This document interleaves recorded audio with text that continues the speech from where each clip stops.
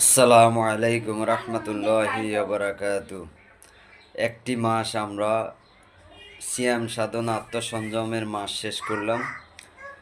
এই রমাদান মাসের মধ্যেই সিয়াম সাধনা যারা পরিপূর্ণ শেষ করছেন তাদের জন্য কিয়ামতের দিন একটা সুখবর আছে। সেটা হচ্ছে কিয়ামতের দিন যারা রোজাদার ব্যক্তি 30টি রমজান অতিবাহিত করছেন প্রত্যেকের জন্য রাইহান নামক একটি বেহেশতের দরজা আছে।